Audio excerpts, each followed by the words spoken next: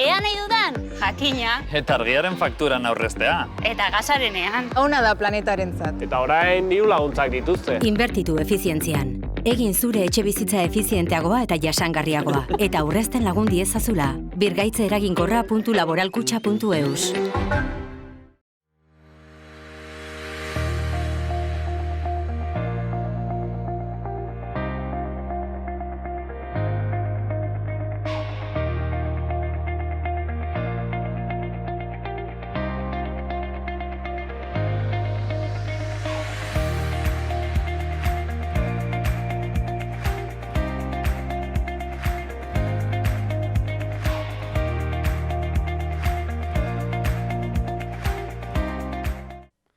Kaixo eta ongi etorriak bertzegun batez, unat magazinerak, gaur otsailaren 2 dugu, San Ferminak, gero eta hurbilago daude.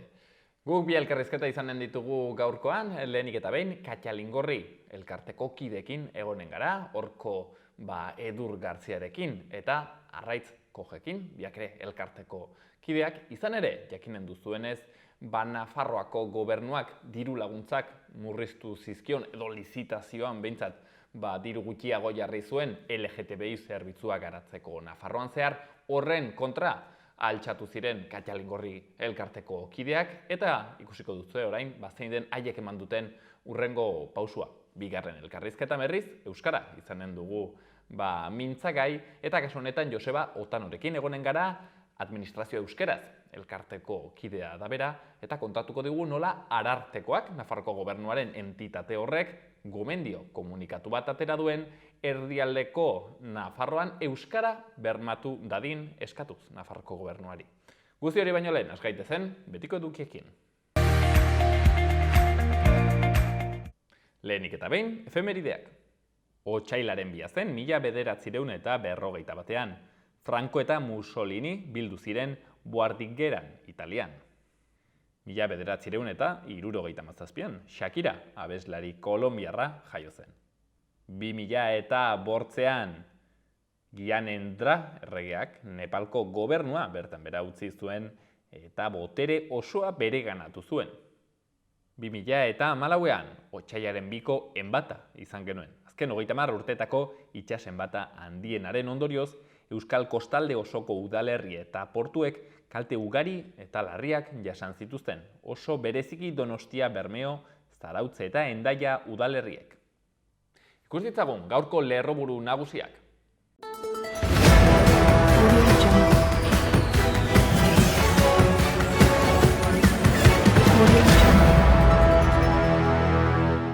Osasun bideko medikuen 9,9% egindu bat greba jardunaldiarekin. Nafarroko gobernuak irulegiko eskuaren erabilera askea bermatu nahi du eta marken eta diseinuen erregistroaren aurka agertu da. Kanpo ekintzak 2023ko mugaz gaindiko laguntzen deialdia aurkeztu die toki eta gizarte erakundei. Udal zaingoren 12 ibilgailuk desfibriladore dituzte hilala biziko egoretan azkar erantzuteko. San Blaseko azoka San Nikolas plazara itzuriko da eta bertan Duguna taldeko dantzariek soka dantza berreskuratuko dute. Nafarroko EH Bilduko Laura Aznalek eta Bel Pozuetak Elizondoko Zarretxea bisitatu dute. Baztan Bidasoaldeko merkataritza erakarpen eta antolamenduroko plana onartu da, atzo honen aurkezpena egin zen Donezteben.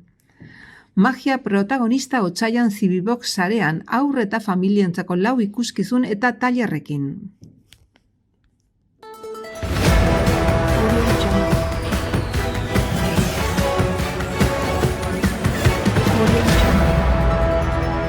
Agenda kulturalean ere zer dugun ikusiko dugu orain. Hortzegunean, Marikaroa jaialdiaren barne, kontalizunak tailer irekia Zizur Nagusiko liburutegian. Arratsaldeko 8 eta erdietatik aitzinera. Eta Labaren epizentroa mikroerakusketen zikloan, Jara Nabarlazen erakusketaren aurkezpena arratsaldeko 7etan. Otsailaren 2tik aitzinera, hilabete osoan zehar ikusgai egonen da Laban. Hortziralean, Marikaroa jaialdiaren barrenean, Boierekin solasaldia, tertuliakon boieraz izanen dugu, Garazi San Martin, Safikak eta Ana Jakaren eskutik. Arratsaldeko 7 eta erdietan, Zizur Nagusiko anfiteatroan. Eta hortziralarekin akitzeko, Nasker taldearen kontzertua Atarrabiako Kulturretxean 8etan, 3 herrik antolatua. Igandean aukeratzea bada oraina, piezaka eraikitzen dugu, erakusketa horren bisita gidatua Araitz Urbeltzen eskutik Nafarroko Museoan goizeko 12:30. Orkestra Lurtarra aurrentzako filma eskainiko dute Zizur Nagusiko Kulturretxean atxaldeko 6etan, eta kontu kontari txontxongiloak eta musika ikuskizuna La Enana Naranjaren eskutik Berriozarko entzunaretoan atxaldeko 6etan. Baita ere Kondestable jauregiko patioan arratsaldeko 7etan Ketariatik mundura Nano Pastorala. Eta lehendakari gaia antzezlana Txalo Produkzionesen eskutik Atarrabiako Kulturretxean atxaldeko 7:30, sarrera 5 euro. Eta beti bezala aktualitateari errepasoa egunkarien azaletan zer agertu den aztertuz. Diario de Notiziasekin hasiko gara, kasu honetan egunkari guztietan lerroburu antzeko atera dute eta hizpide osasungintzaren egoera eta lanuzteak. Diario de Notiziasen kasuan, 10% baino gutxiagoko jarraipena medikoen sindikatuaren grebaren lehen egunean. Deitzaileek sentsazio onak dituzte zifrarik baloratu gabe. 2160tik 203 txanda bat. Osasuneko intersindikalak beste greba bat deitu du, otsailaren 18ean eta erizainek lanuzteak iragarri dituzte baitere. Osasun sailak itxaropen osoz ekingo dio gaur sindikatuarekin egingo duen bilerari. Gorabehera txikiak kontsultategietan izan dira eta ospitale kontsultetan. Berri horren eskutik, erabiltzaileak Bianako printzearen kanpo kontsultetan erakusten duen argazkia. Bertze berrietan Diario de Notiziasen, Irulegiren eskua, erabilera askekoa. Nafarroko gobernua marka gisa erregistratzearen aurka agertu da. Iruñea, baitere, eta Burlata lotzeko bidegorria eginen da. Foru gobernuak 3,8 milioi bideratuko ditu bi udalerriak Belosotik lotzeko. Diario de Navarran ere, hizpide osasuna, baina bertze enfoke batekin. Argazkian mediku bat eta izenburuan, arazoak erabiltzaileentzat. Testikantza bat ere jarri dute. Ni hartatu naute, baina bertze batzuk ez. Osasun sailak eta medikuen sindikatuak lanuzte mugagabearen lehen egunaren balantze desberdina egin zuten atzo. Izenburuan medikuek eta osasun sailak negoziazioari ekingo diote gaur Nafarroko lehen greba egunaren ostean. Gainerako osasun langileek ere hobekuntzak eskatzen dituzte eta lanuzteak egiteko asmoa dute. Berri gehiagotan Mohamed VI Pedro Sánchez Marokora egindako bisitan utzi du alde batera. Baita ere Nafarroak maskarak biltegiratzen ditu, Herriotsak maskarak ematen dituen bitartean. Sodenako maskarak irteerarik gabe beraz ondoko komunitatekoekin kontrastatzen direnean. Eta Bezerrilen hiltzailea Foru Parlamentuan sartu zen eguna bertze erreportai batean. Gara egunkarian argazkian tunel bat eta txikitutako leize bat. Izenburuan, HTaren lanek kalteak eragin dituzte leze txikin. Bertze lerroburu batean, osasun bideak 3 greba egingo ditu aldi berean. Satsek bertze bat deitu duelako. Nafarroako osasun departamentuak 10% baino gutxiagoan ezarri zuen atzo medikuen grebaren jarraipena eta erizainen sindikatuak Satsek beste lanuzte bat iragarri zuen otsailaren 15erako. Lerroburu gehiagotan, ERC-ren abalak mozalegea batzordera eraman du eta metalgintzan aurkeztutako proposamena berretsi dute. Berria egunkarian osasunbideko sindikatuek grebara deitu dute sindikatu medikutik aparte. Labek, Saek, UGTek, Elak, Afapanak eta Komisiones Obrerasek otsailaren 15erako egin dute lanuzterako deialdia. Osasun publikoaren defentsaren kalitatea eta lan baldintzak hobetzeko. Negoziazioetatik bazter utzi izana salatu dute. Argazkian espelologoek urtarrilaren 28ean lezte txikiko bazuloan ateratako irudi bat. HTaren tunela atzean dute. Izenburuan, HTaren lanek lezte txikin kaltea eragin duela salatu dute. Aztarnategi historikoaren ondoko galeri bat suntsitu du tunel batek, espeleologo talde batek jakinarazi duenez. Baitere Bizkaiko metalgintzako langileen gehiengoak itun berria onartu du eta zaintza sistema eraldatzeko mobilizatuko da mugimendu feminista. Eta Euskal Herria irratiak itzeko, lerroburu nagusian berri. Nagusian, Fermin Zabaltza, Euskararen defentsarako sareko kidea. Sinestezina da PSNek hain gauza txikia ere ez ematea Euskarari. Maineru eremu mistoan sartzearen aurka bozkatuko dute gaur PSNek eta Navarrasumak Nafarroko Parlamentuko osoko bilkuran. Maineruren alde elkarretaratzea deitu du Euskararen defentsarako sareak eguerdian. Baita ere, Alboko Berrian gutxieneko soldataren igoera eskasa dela salatu dute elak eta labek. Eta azkenik, eskaintza erakargarriak izan arren, bizi den ilusioarengatik osasuna jarraitzea erabaki dute jokalari garrantzitsuek.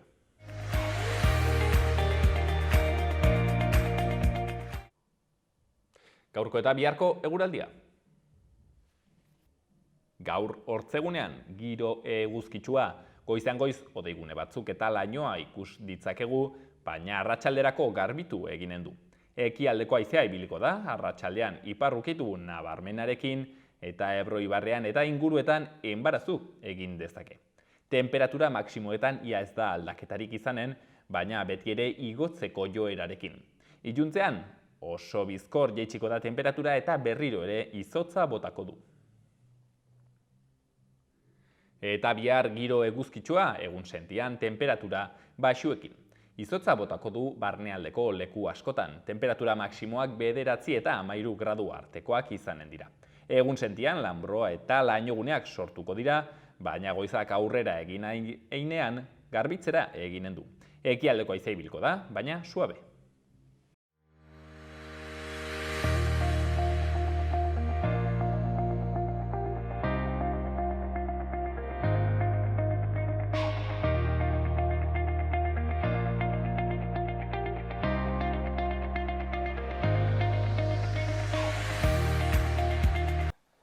Duela aste batzuk, hemen egon ziren Katxalingorriko kideak, hain zuzen ere Nafarroko gobernuak ematen duen Katxalingune LGTBI+ zerbitzuako lizitazioan, nolabait ere murrizketak egon zirelako eta horren aitzinean beren desadostasuna eta beren kexak adierazi zituzten.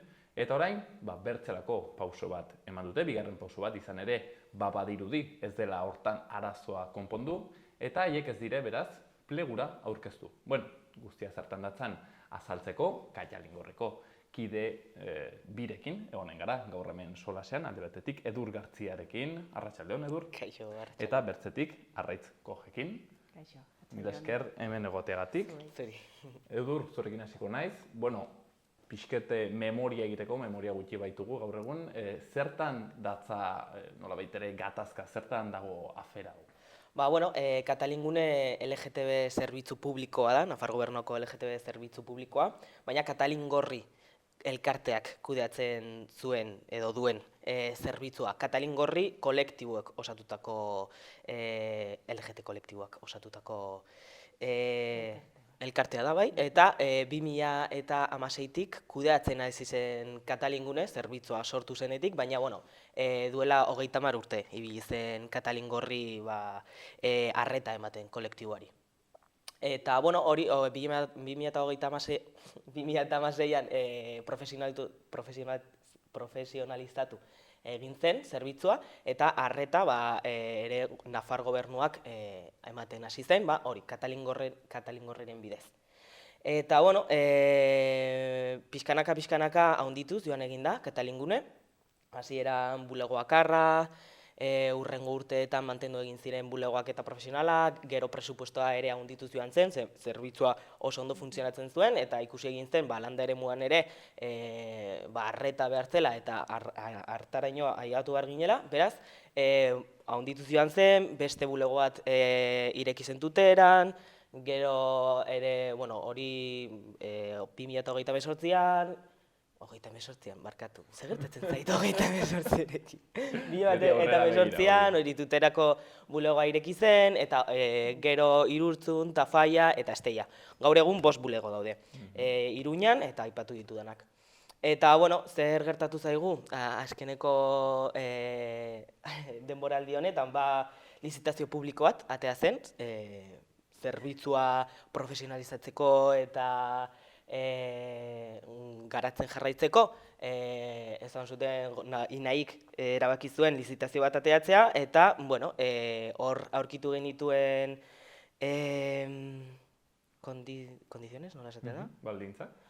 Hor aurkitu genituen baldintzak, ez diren duinak zerbitzua horrela behin bezala, dagoen bezala jarraitzeko. Beraz, guztion artean Katalin Gorrik azkenean oso gogorra izan zen, baina erabaki egin zuen plegura ez aurkeztea. Horretan sartu izanetik, Arraiz, zertan dire murrizketa horiek, zer nolako murrizketak ziren?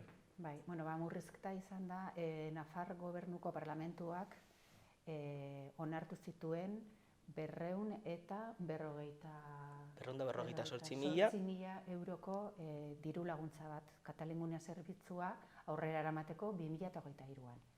Baina enpleguan 2005 jarri zituen bakarrik, beraz 53.000ko diru murrizketa bat egon zen. Hori alde batetikan. Gero bestetik, 7 langile izatetik 4 langile izatera behartzen zuen pleguak. Beraz, orain arte egiten ari zen lana ezin zen kalitate berdinarekin mantendu. Ez kalitate, ez lan berdina egin. Eta gainera programa berri bat sartu zuen laguntza sozialarena. Genuen perfil hori taldean, profesionalen ekipoan, baina orain izan behar zuen derrigorrezko perfil hori, beste 2 perfil psikologoarenak eta beste perfil bat abokatua. Perfil guzti horiek eta gehiago genituen. Baina egin dutena da murriztu eta gainera zentralizatu. 4 profesional horietatekan 3 egon behar dire nahita nahi ez, plegoak esaten duenez, Iruñeko bulegoan. Eta horrek esaten du, beste pertsona bakarra geratzen dela, beste Nafarro osoko beste 4 bulegoak hartatzeko.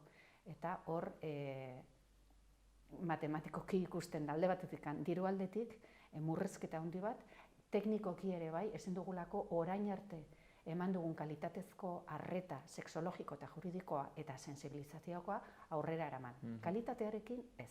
Eta ez da neurri berdinean, ze pertsona batek ez du galtzen da erreferentzialitatea, eta erreferentzialitatea oso garrantzitsua da guk eramaten ari ginen programan edo sisteman, zeren eta bazegoen profesional bat bulego bakoitzen.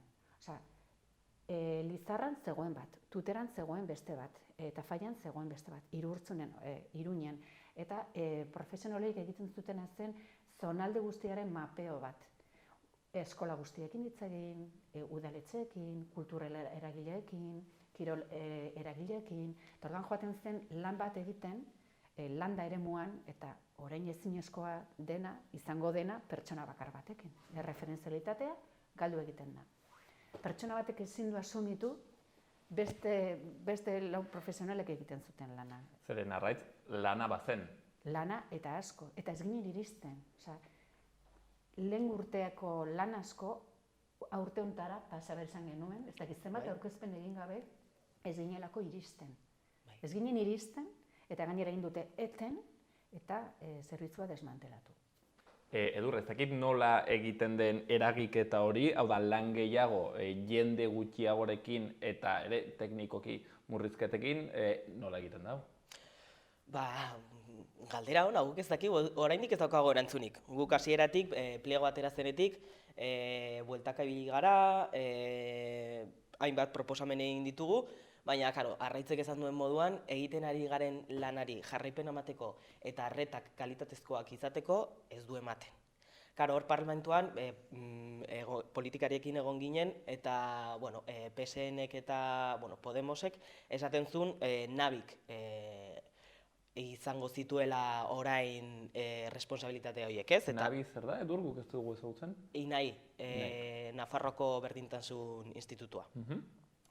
Eta, hori, nabitik egin behar zirela Katalingunetik egiten ari ziren funtzio batzuk, eta, guk esaten du, ize ondo, ez?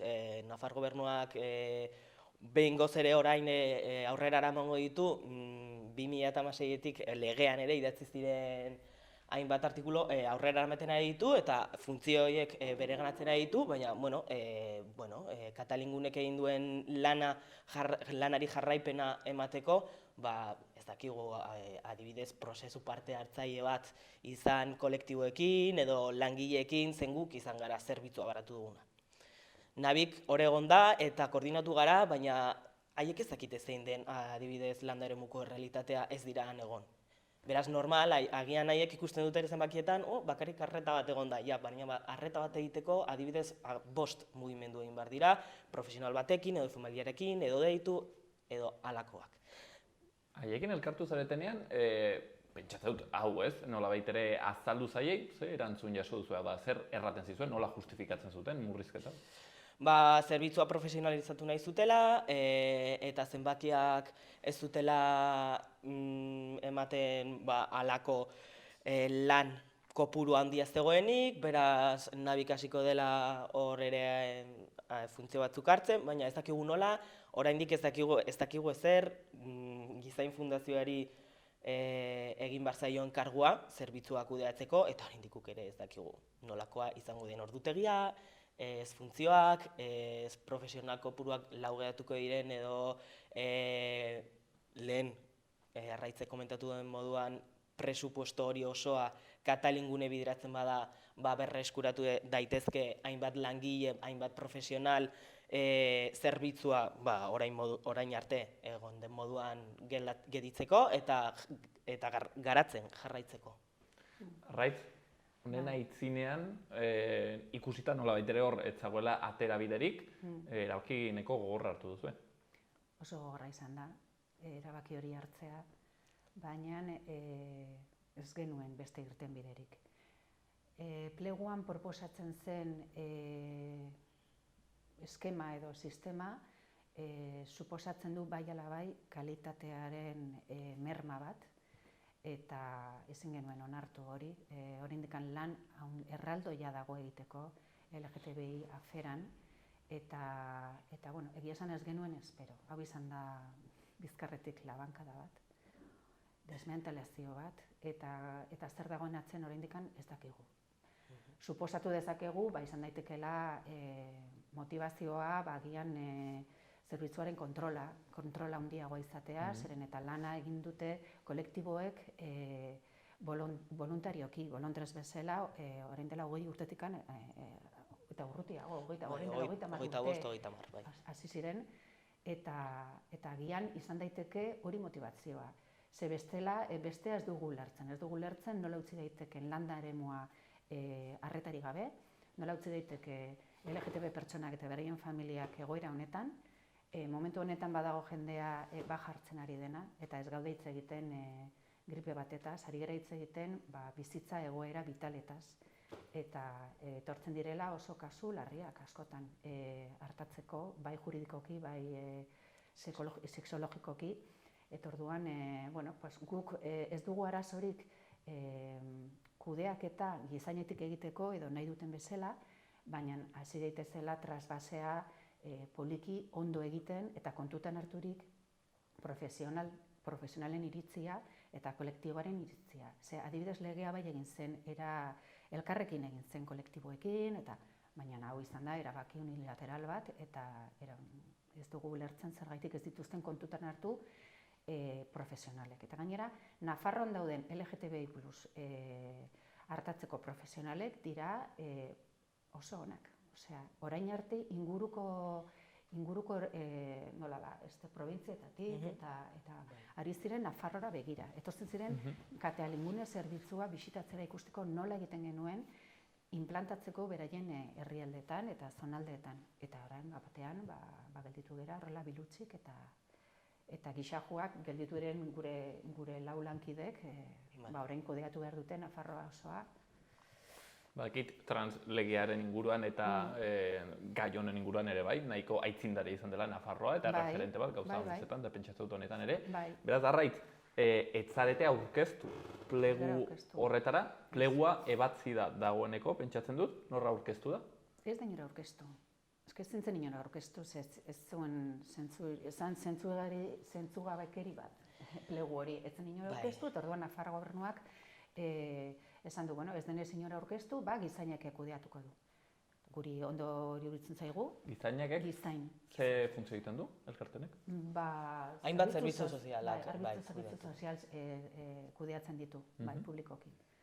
Eta guri, hori ez zitzaigun gaizki iruditu, baina nahi duguna da kalitate batekin, garantia batekin, eta kontutan izatea ez bakarrik arreta zenbakiak. Zeberai ez ditute bai, ez zenbat arreta zenbaki egon dira, eta horren arabera 4 pertsonekin nahiko, baina hori ez da horrela. Ze guk ez dugu bakarrik arreta egiten. Atzetik badago sensibilizazio eta promozio lan bat, ordu asko eta asko, kilometro asko Nafarroa osoan zehar, sensibilizazio lan hori egiteko, eskolekin, kirolekin, udaletxeekin, eta hori ordu guzti horiek ez dituzte kontutan hartu. Orduan, aitzaki bezala hartu dituzte ze horiek, arreta zenbaki horiek, eta txapuza hau egin dute, du beste izenik. Edur, zer gertatuko da orduen aurten edo datozen urteetan LGTBI plus zerbitzuarekin, Nafarroan? Espero dugu hau atzera pausu batez izatea, oraindik hor gabiltza, baina, orain guk gure partetik dena jarri dugu parlamentariekin, politikariekin, nabirekin bildu gara, elkartu gara 1000 aldiz, 1000 proposamen ere egin ditugu, egin dugun lana ere aurkeztu dugu, ikusten ez dena, informetan ere ikusten ez dena, agian ere haiek ikusteko eta baloratzeko, baina horrekin jarraitzen dute. Beraz, ez dakigu lehen esan duzun bezala, lege transa eta zerbitzua ere pionerak izan dira hemen, baina alde batetik ematen digute hori, eta bestetik, mozten dute zerbitzuan edo gero arreta materako orduan nolakoak izango dira. Hauiek dira gure kezkak. Ez dakigu zer gertatuko den, Katalin Gorri hor jarraituko du, kolektiboak ere, presio handia eta alduguna egingo dugu, egoera ez aldatzeko eta hori atzera pausu batez izateko. Baina dur ez dago dirurik. Ez dago. Baina esan dugun moduan, parlamentariek adostu zuten diru kopuru osoa Katalingune zerbitzura bideratzen bada, ematen du. Hor ematen du profesionalak mantentzeko, eta profesionalak mantentzen badira, bulegoak mantendu aldira, irekitak, programa guztiak horrela eraman aldira, gehi programa berria. Ezin dugu ahaztu hori, gehi programa berria. Izango litzateke Katalingunek asumitu behar duena. Beraz, hori, legeak markatzen duena, betetzen badugu, ematen du. Karo, baina dirudi ez direla haien intentzioak horiek, beraz ez dakigu zer gertatuko den hemendik aurrera. Oraindik ez dakigu zer gertatuko den hilabete honetan, ez? Nola kudeatuko den, ere zenbat diru egongo den, ez dakigu ezer. Batzutan ere zifra altuekin galtzen gara gu nolabait ere jende arrunta, baina ongi etortzen da oroitaraztea adibidez, hortzen Foru Plazan dagoen bandera horrek 180.000 euroko kostuak izan zituela, eta kasu honetan 250.000 inguruko zerbitzua zena 200.000-ra jeitsi dutela, ez? Bandera hori 2 aldiz erori da, ze banderak nahi ditugu nolabait ere Nafarrotik barreiatu, ez? Gauza batzuetako nola ez, dirua dela. Arraitz, galdetu nahi dizut bukatzeko, batzutan gauza hauek, pixket abstraktuan geratzen zaizkigu, erraten zuen Edurrek egin duzuela zuek ere lana erakusteko zer den egiten duzuen, ez, izkutuan egiten den lan hori. Ez dakit, zer ekarriko du, nolabait ere egunerokoan, ez dakit, lizarra bateko gazteentzat edo pertsonentzat, zerbitzu hau ez egotea? Beno, ezin baldin bagara eskoletara joan, ezin baldin badugu ez dakit, kulturretxera joan hitzaldi bat ematera, orduan ez da sensibilizaziorik egongo eta LGTBI fobia handiago egongo da. Orduan landa eremuko pertsonek sexiliora joan beharko dira beste hiri handietara beren bizitzak egitera, eta hori bere bizitza herrian gertutik sufritu ondoren. Hau da, LGTBI fobiaren aurkako tresna bat, sensibilizazioa, eta hori moztutzen bada, etetzen bada, ondorioak nik uste dut denak dakigula, zeintzu diren. Gero, paradoxikoa izaten da, badire kristoin programak eta diru laguntzak landa eremuko biztanleria bertan atxikitzeko, baina gero bertzaldetik zerbitzuak murrizten dira. Bueno, holaxen izaten da politika. Kasu honetan, Katalin Gorriko kideak hemen beren ikuspuntuak erakusten. Ez dakit, dataren bat gelditzen zaigun errateko, zer non ikusiko zaituztegu, non parte hartzen aldu nolabait ere jendarteak zuekin? Hurrengo konbokatoria 25ean daukagu, ez? Egingo dugu hor manifa bat, ja kudeatzen ari gara, beraz ere norbaitek animatzen bada ere kudeaketan ere parte hartzeko eta hor laguntza emateko ere ongi etorria izango da. Baina, bueno, urrengo data 25ean izango dugu. Otsailak 25, Iruñean, arratsaldeko 6etan manifestazioa egonen da. Hortzen, gonbite horrekin utziko dugu gaurkoan, Katalingorriko kideak hemen, kontatzen Nafarroko gobernuak egin duen lizitazio horrekin murrizketa horiek, zerbitzu hau nolabait ere gutxiagoztuz, zer gertatuko da zerbitzu honekin Nafarroan? Bueno, badugu hortzen data bat, kexatzeko, han ere izanen dugu informazio gehiago, gaurkoan hemen, elkarte honetako bikide, Edur Gartzia alde batetik eta Arraitz Koch guzti hau aski ongi azaltzen, mil esker gurean egoteagatik. Eskerrik asko. Mila esker.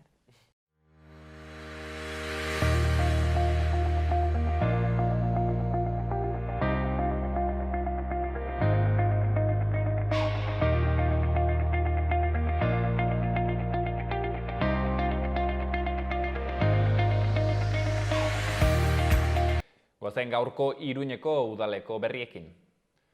Iruñean, San Blas eguneko azoka txikia San Nikolas plazara itzuliko da. Duguna taldeko dantzariek, soka dantza berreskuratzeko. 21 saltokik, erroskoak, kopilak, gozokiak, pastak eta bertzelako gozokiak eskainiko dituzte, 9:00 8:30 eta dantzak 7:30 izanen dira plazan bertan. Horrez gain, bertze berri batean, Europako Open Lab proiektuaren barruan energiaren arloan irtenbide berritzaileak emateko deialdia ireki da. Merkaturatu aurretik irtenbideak probatu nahi dituzten enpresa eta startupei zuzenduta dago, eta otsailaren 7 online saio bat dago nola parte hartu azaltzeko. Horrez gain, asteazken honetan itxi da behin-behineko maiatzaren 28ko udal eta autonomia hauteskundeetarako hautesle errolda. Une honetan Espainiako nazionalitatea duten eta hauteskunde egunean adinez nagusiak izanen diren 153.000 pertsona daude Iruñeko hirian.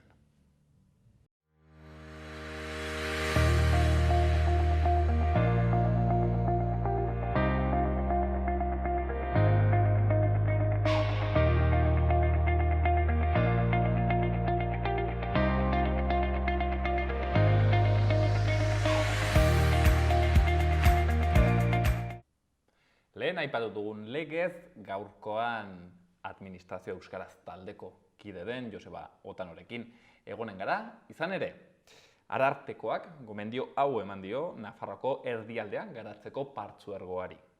Beharrezko neurriak har ditzala, berma dadin herritarrek administrazioa euskaraz zuzentzeko duten eskubidea. Hoxen da Arartekoak eman duen gomendioa, horren inguruan, ere komunikatu bat atera du Euskara taldeak, administrazio euskaran taldeak, eta hori pixket hobe argitzeko, aipatu bezala, Joseba Otanorekin gaude gaur, arratsaldeon, Joseba?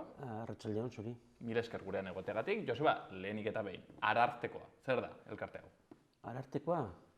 Arartekoa da instituzio bat, Nafarroko Parlamentoa sortua, nolabait Nafarroko Parlamentoaren menpe, eta nolabait herritarren eskubideak babesteko dago, edo zinmotako eskubideak, bere gomendioak ez dira betearazleak, arditzakete nahi duten moduan, baina nolabait autoritatea morala duenez, gomendio bate bere indarra badauka. Euskarazko eskubideak defendatzeko, eta eskubideak herritarren eskubideak orokorrean? Edozein eskubide. Eta kasu honetan, atera duen komunikatua da, atera duen gomendioa, erdialdean euskara zerbitzua bermatzea, konta iguzu pixkatu bez, zer da erranduen Arartekoak? Bueno, pentsatu behar dugu 2017an aldatu zela euskaren legea, eta 43 herri sartu zirela eremu mistoan.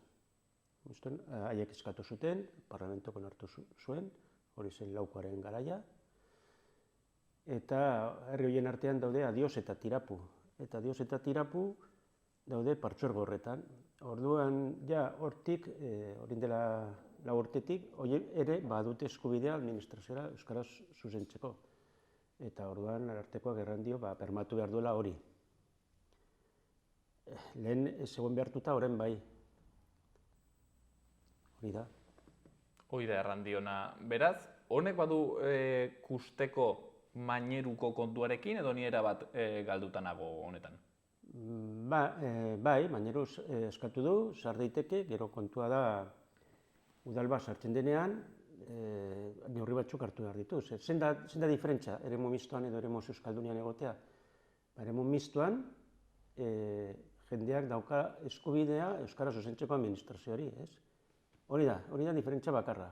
Eta orduan sartzen badira eremu mistoan, neurri batzuk hartu behar dituzte.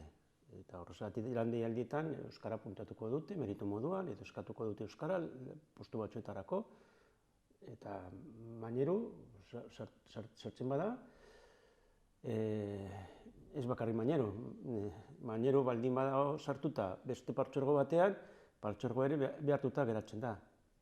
Badago sartuta maineru, eta beste batzuk badira eremu mistoan.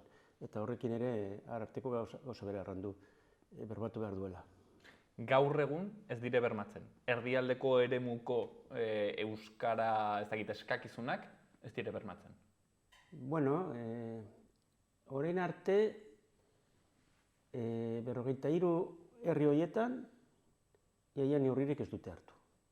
Eta praktikan ziren bi eremu misto.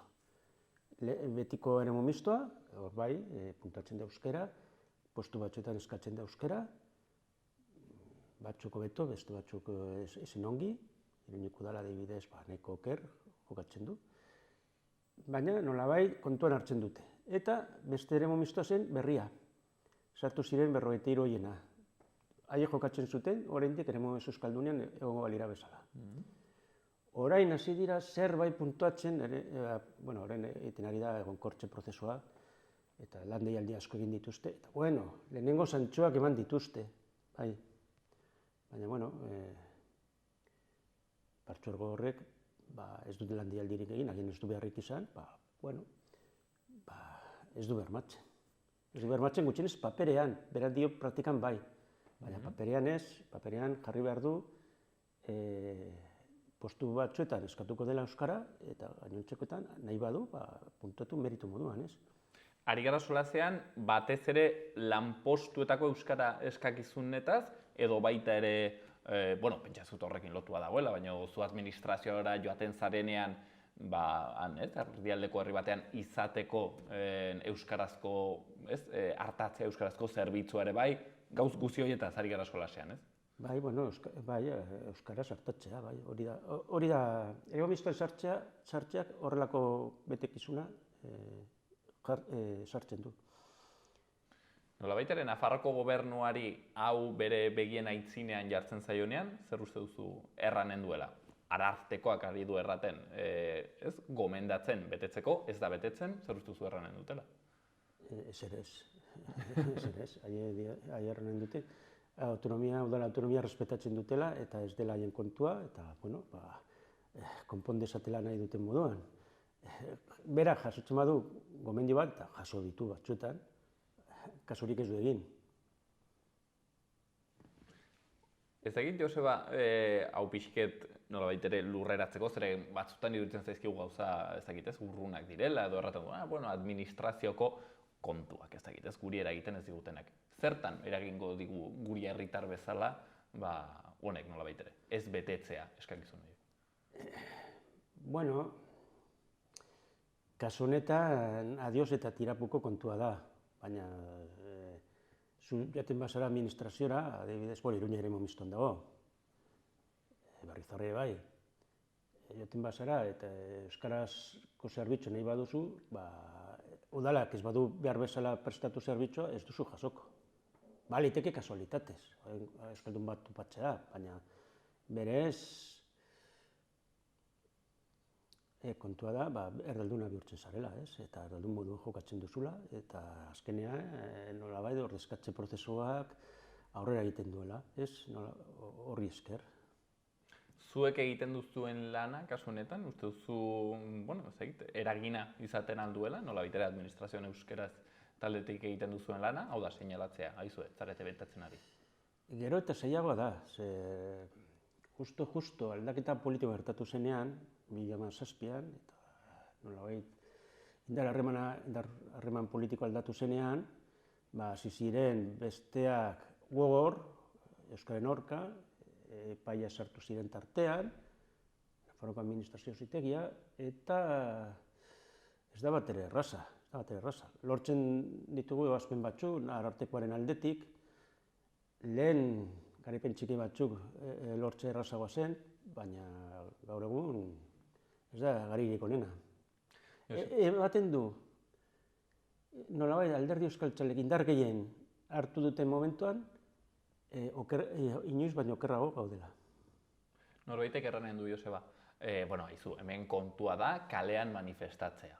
Administrazioan ez dugu deus egitekorik.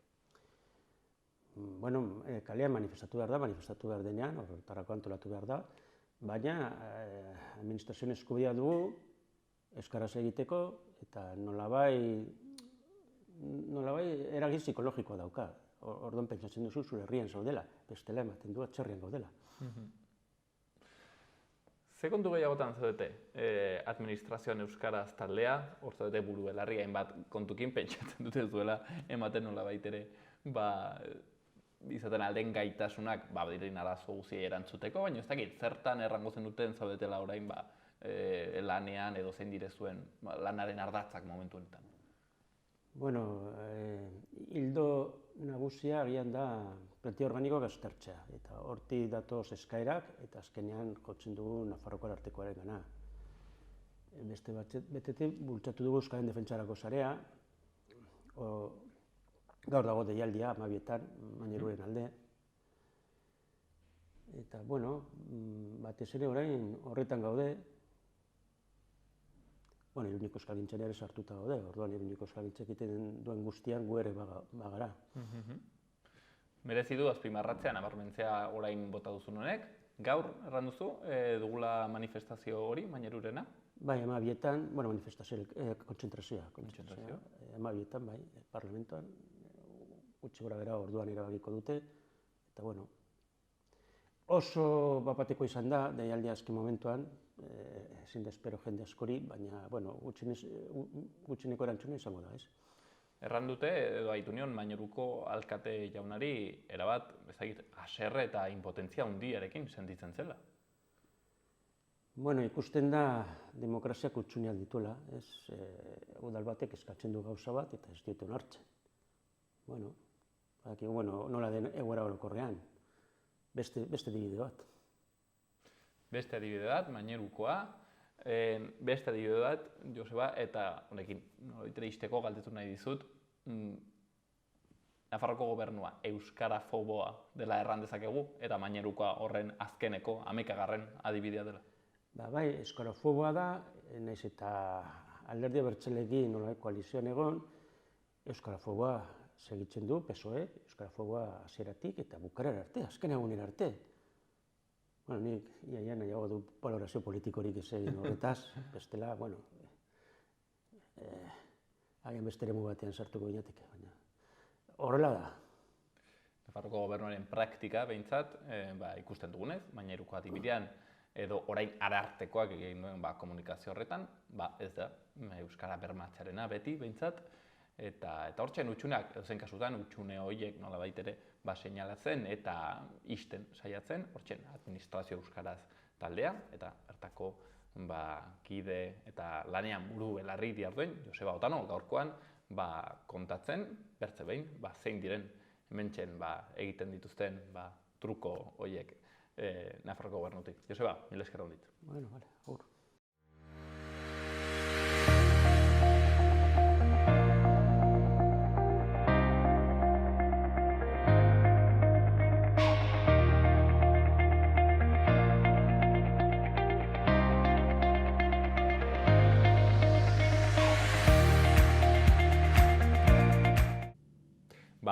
Gaurkoan otsailaren 2 honetan magazinean eskaintzeko genuena, bihar ere hortzegunean hemen egonen gara, printzipioz. Ea nahi dudan, jakina. Eta argiaren fakturan aurreztea. Eta gasarenean. Ona da planetarentzat. Eta orain diru laguntzak dituzte. Inbertitu efizientzian. Egin zure etxebizitza efizienteagoa eta jasangarriagoa. Eta aurrezten lagun diezazula. Birgaitze eraginkorra.laboralkutxa.eus. Gobierno de Navarra. Nafarroako gobernua.